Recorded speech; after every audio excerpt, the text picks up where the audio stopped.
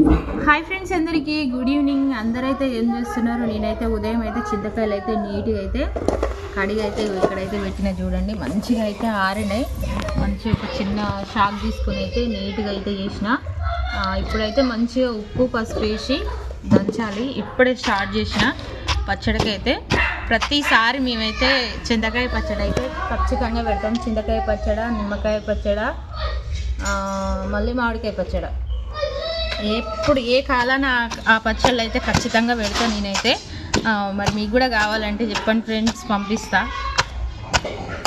Okay friends, మరి పచ్చడి అయితే చేయాలి.